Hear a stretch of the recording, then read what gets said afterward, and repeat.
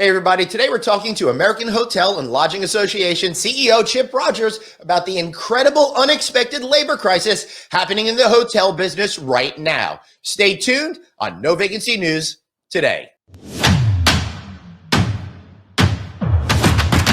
Hey everybody, I'm so glad you've arrived. I'm Glenn Hausman, and thank you so much for watching and supporting all of our coverage. Now you're saying to yourself at home, Glenn, I'm not supporting your coverage. Well, here's how to do it.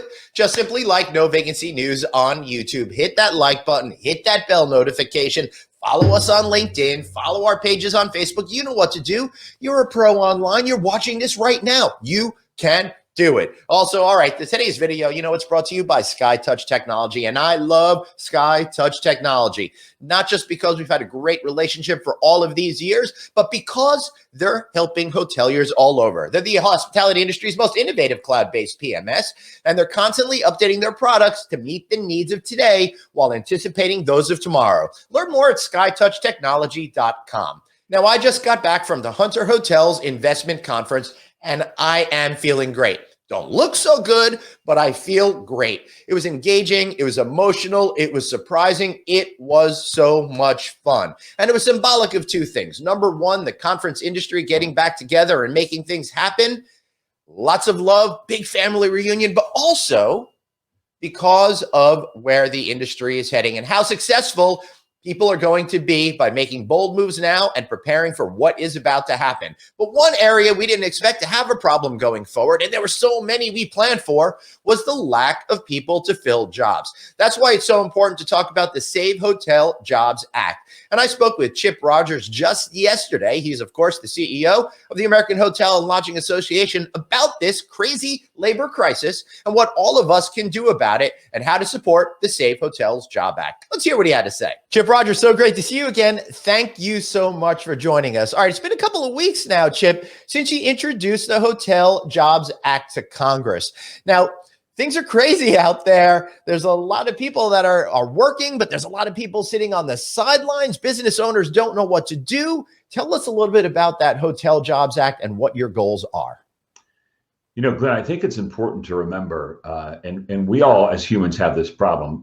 We think about the here and now. So if we're looking at the here and now right now, in many markets, right, it looks really good from a consumer standpoint, like guests are coming back, you have demand, you have this really big problem with finding workers. But it's really important for people to remember, we're coming off a year, 2020, where the industry lost $110 billion, more than half its revenue. Staggering. Yeah, and we're in the middle of a year where the industry, under the best case scenario, is still going to lose $25 billion. And that's it. That's saying, hey, we're going to have a gangbusters fall and things are going to really start to come back there corporate wise. Exactly, because the first quarter was as bad, if not worse, than 2020. Correct. You layer on top of that, and this is where I think it's important for people to remember, even if you think right now is good, if you compare to last week, compared to the same week in 2019, revenue was still down by 30%. Yes, occupancy only down 10%, but revenue down 30%. And so we're still an industry that is just trying to survive. So the Save Hotel Jobs Act is really designed at getting money into the businesses so they can compensate their employees so that they can compete and bring their employees back. Now, that's a really important topic there, the competition. So who are we working against? How are we trying to get employees back? Well, Amazon is out there as the largest private employer in the United States right now, and they're gobbling up just about everybody. Walmart is out there doing the exact same thing. And then the federal government is paying a whole lot of people not to work at all. And so we're having to compete in that environment with COVID layered on top of it. Very difficult to do right now. But the only thing that solves it are ample resources, which again are not back yet fully. Right. And I think that is really sums it up perfectly. And that's why you're so great at what you do there, Chip. The fact of the matter is that we did not see as many jobs added as we thought we were going to do with the latest jobs report. But those jobs are available. And we're seeing our hotel friends every single day saying that they can't sell hotel rooms, not because there's no demand, but they can't fill positions in order to make sure those rooms are filled. So the issue is not a people issue as alone, it's also a funding issue. So what this is doing is it's going to help empower hoteliers to pay a little bit more now and compete with some of these other sources of jobs that you mentioned? Is that correct, Chip?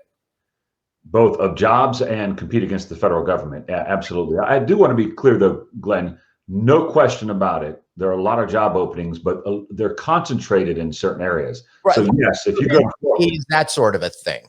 Yeah, if you go to South Florida right now, you can walk in off the street with no experience, not even a high school education, and get a job as a room attendant making more than $20 an hour. I mean, that's the going rate. But places like Boston and New York and Chicago, they're not back yet. And so, yeah, those hotels are still struggling. The demand is not there. And so Washington, D.C., perfect example, because the museums are not quite open. You don't have the summer travel. The eighth grade groups aren't coming back yet. Right. And so some markets are not necessarily back to where they need to be. Right. That makes a whole lot of sense. So the Hotels Job Act is going to give employers the amount of money they need to take us through the rest of the year and beyond. But there's also something else that I'm starting to see. We recently attended the Hunter Hotels Investment Conference on No Vacancy Live. We've been talking about this issue, the fact that the people are staying home. In fact, you just mentioned it. I'm starting to see some states. I think Montana was the first one out of the gate, followed by South Carolina. Now we're up to a dozen or so, I believe. Where do you think this is heading, and what do you think this is actually going to mean to the future prospects of filling those jobs in our beloved industry? You know, it's interesting, Glenn, the governor of Alabama, when she announced they were no longer going to take the additional federal assistance, and we need to be clear here. You have unemployment, which has always been run by the states. Correct.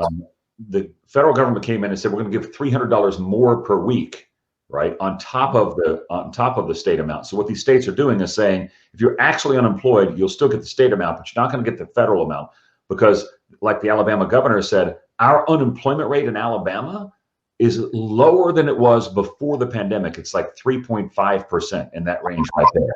And so there are certain places where there are so many jobs that it's actually destroying the businesses, because and we know it's happening in the hotel industry, but it's happening in the restaurant industry as well. Yeah. Anything in service.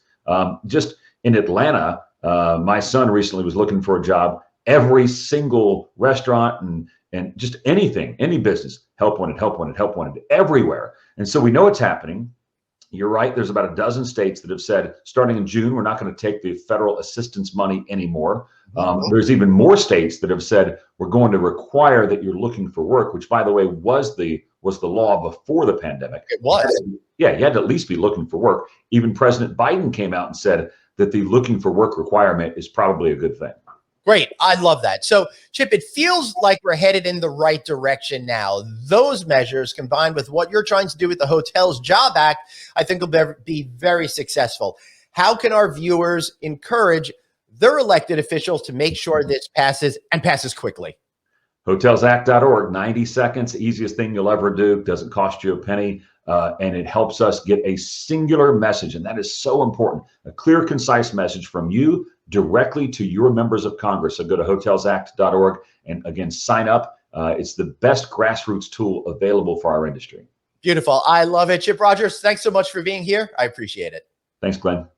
All right. Thanks so much for watching today's show. Simply text the word hotel to 66866 to subscribe to our newsletter, and check out all of our content at novacancynews.com, where we keep all of our videos in one easy place. And listen, guys, don't forget to hit that bell notification on YouTube, subscribe on YouTube.